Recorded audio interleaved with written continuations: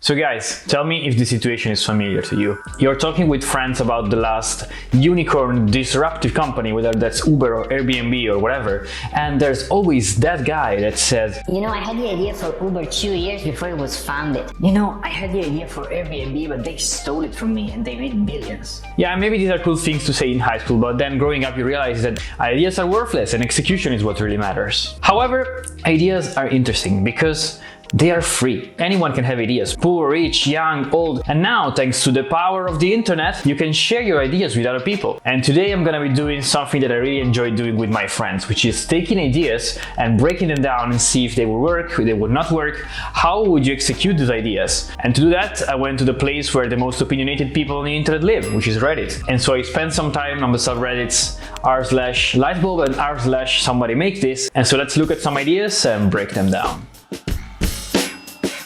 The first one is a gym that charges its members for any missing day. So this is a cool thing, this is a cool idea. And this goes against the way gyms make money today, which is with people that pay their subscription and then end up not going. And what these people miss is accountability. They are not accountable for not going to the gym. There is this website called Stick with 2 Ks, terrible name in my opinion. But anyways, this website allows you to set a goal and put money on the line. And if you don't stick to that goal, then the money will be taken from you. So that's a bit of a drastic approach, but that's what would happen here. So this gym would work exactly like credit cards work.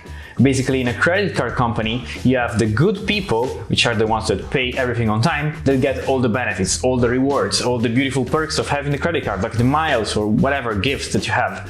And then you have the bad people that don't pay on time, that are late on the payment, they accumulate interest, and these are the people that are making all the money for the credit card company and they're actually paying all the perks and the stuff that the good people enjoy.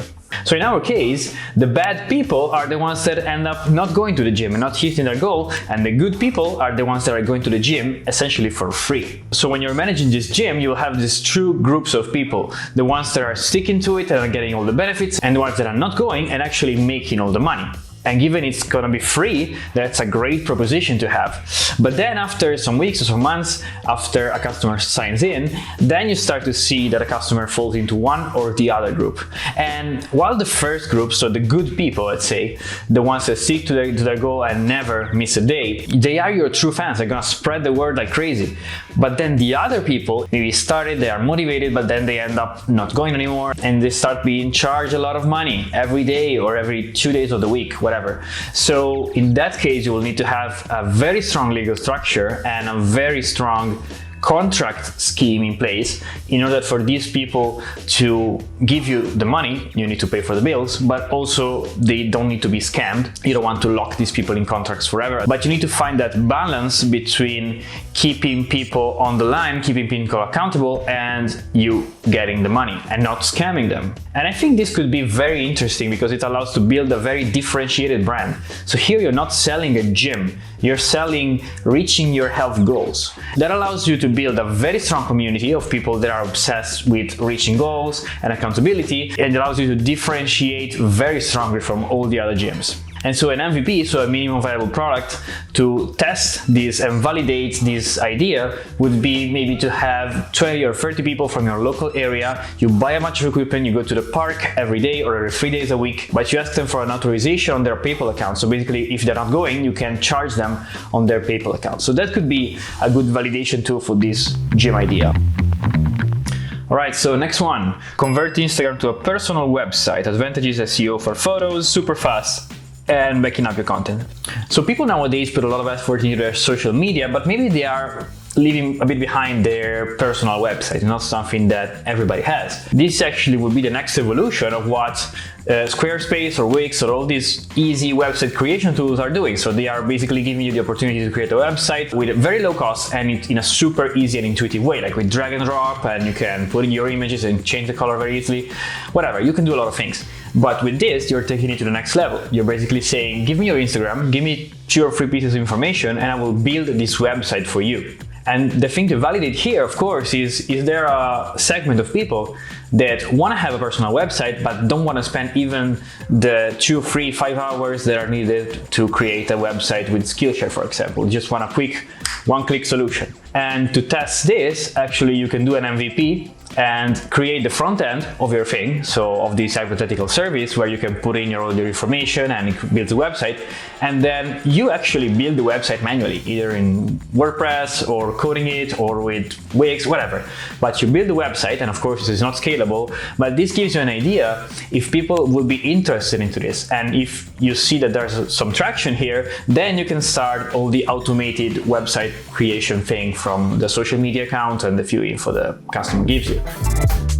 All right, next one. So an app that eliminates the need for small talk. You list some interests and rank them. When you meet someone, you open the app and it pairs your interests with theirs to identify the most likely conversation topics. So this is a cool idea. I just don't think the app like pairing works. I mean, you would need a giant user base for that, and this is way too specialized in my opinion to build a community of people so big that, I mean, you cross path with someone and then magically you both have this thing and you pair. I mean, that I don't think it's gonna work, but the concept behind it is interesting, and it's actually something that is very easily implementable. We are humans and we like to make good impressions with a date, with colleagues, with friends. We like to sound interesting and smart, and it's actually easier than you might think to implement. So what I would do is an app or even a web app website where you put in some interests and some conversation starters or some interesting things that you can ask during a conversation come up, or facts about a certain topic. So imagine this, maybe you are at a date,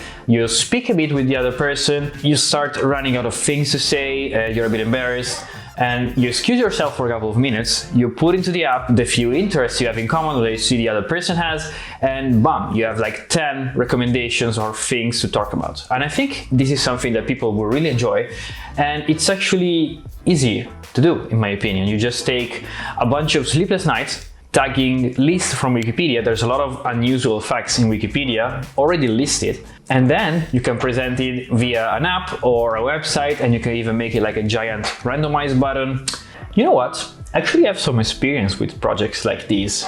Check out movies.app in the description. So yeah, I don't think it's a bad idea to develop something like this myself. It's not gonna be the next unicorn, I think, but with some good SEO, I think you can reach some good numbers in terms of users, and you can actually even monetize via advertising or like even sponsored facts about companies or whatever. So yeah, that's what I would do with this. Next post. So we have this one, a lot of ideas, some good, some I think not so good, but there's one that is interesting. Uber for loitering. Make businesses look popular and more inviting for others to walk in and check out by getting paid to browse and hang out in local businesses. Attractive people get paid more, LOL. So I think this one has potential if it's mixed with our influencer culture. Not that I like or dislike this influencer culture we have, but hear me out. So I imagine this to be a two-sided platform where you have the shop owners on one side and the influencers on the other. And it's all geographically based, and you can book them instantly. Maybe you can have different packages like, I don't know, have a story or just go to the place and film a, I don't know, YouTube video segment, and they can come to the shop immediately since they are there geographically. The payment is gonna be handled through the app, and I think this can be scaled even to non-influencer people, like regular people. You might offer, for example, free coffee or some free item in your shop, and that's actually gonna be your acquisition cost. Of course, for every business there's a customer acquisition cost, CAC, that is calculated, and that's how much money you spend to bring each average customer through the door. So imagine you are offering a free dish or a free beverage, and this is your acquisition cost. The customer is already on that app, and I think this could be a very interesting model, although I think it's going to be the most difficult to build out of these. It has the classic problem of two-sided platforms. How do I build both sides, so the shops and the people that want to get influencers, and all the influencers and also eventually the regular people together, so one cannot exist without the other. And in order to build something like this, I think you either need a lot of capital to promote it, or you need to be already as an established influencer or with a big network of influencers to kickstart the thing on the influencer side. And also to pilot it and see if it works, it should be done at a local level, like it's starting from one city and maybe even in one category, like, I don't know, restaurants or like clubs, like very, very specific, and then eventually expand to other things.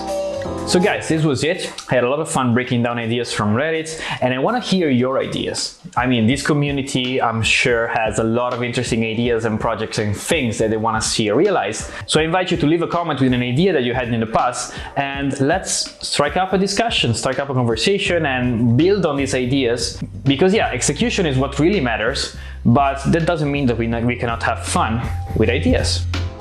If you like this video, you might also enjoy this other one. I put a lot of effort and time and passion in all of these, and so I think you might like it. So thank you for watching, and see you in the next one. Bye.